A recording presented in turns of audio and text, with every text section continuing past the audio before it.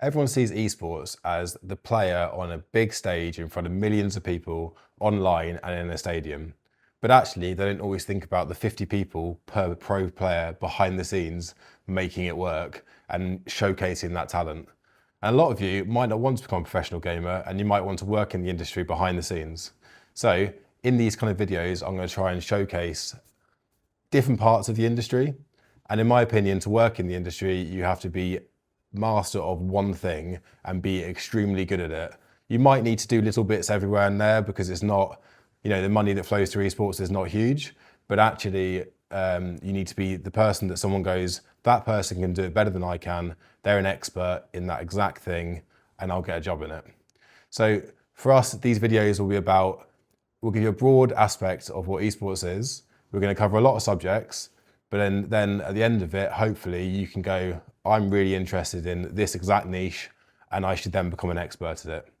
For me, I feel like esports should be free subject to learn about. So find what you're passionate about. And then if you want to become an expert at something, maybe you then go pay an expert to be really good at that thing. So who am I? I'm Pete Thompson. I've been running Endpoint Group for the last 9 years. We've scaled up from what was just esports into 5 different companies.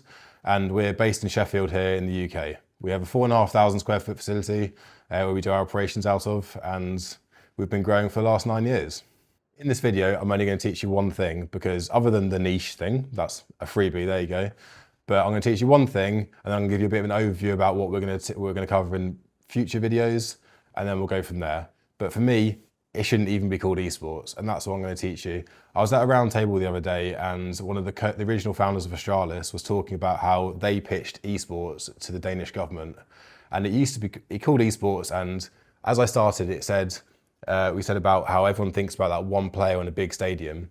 And for esports to be connective, it needs to show casual gamers all the way to professional. And how do you show that connectivity? So currently, the system looks like this. You've got casual gamers here. And then you've got this line, and then you've got esports, right?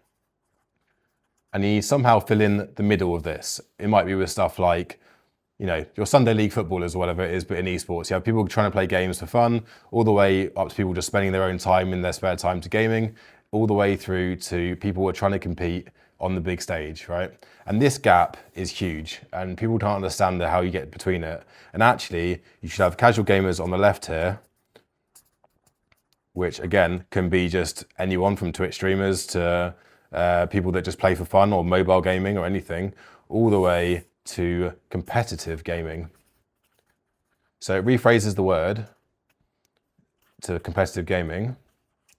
But from here, you can kind of see where people go from a casual gamer to understanding the gaming more, becoming better at it, and they start to play with their friends. They enjoy the competitive side or element to it, and at the end, they become a competitive gamer. And there's different levels of competitive gamers.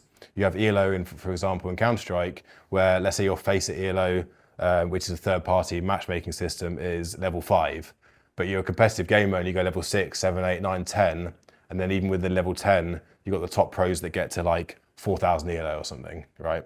So there's that scale which you can see go up. And then at what point does it turn to esports? Esports is meant to be competitive gaming essentially, but let's rephrase it to competitive gaming. And we have that whole mix of how do we create something which has a whole pathway to pro, while also just catering for casual gamers, which actually is the mass market.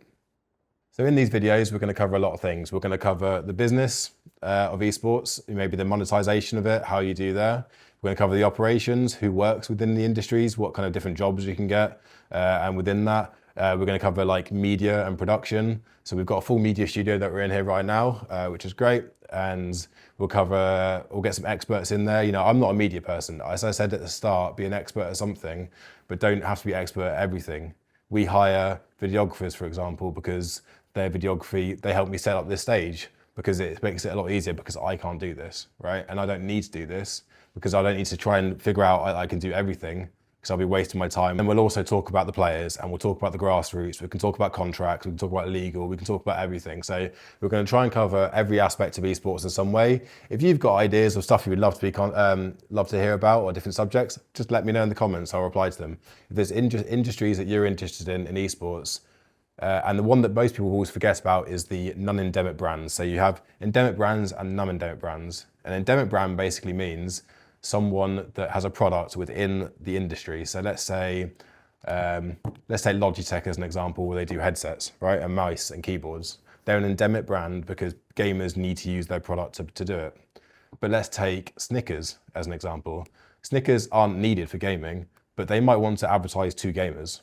And that actually creates jobs for gamers as well in esports, because maybe they need an esports consultant, someone, an esports marketing person, or also just a strategist, a general strategist in esports and gaming, and how to actually advertise to the people that like to game, which might not be your other Snickers kind of eaters, as it were.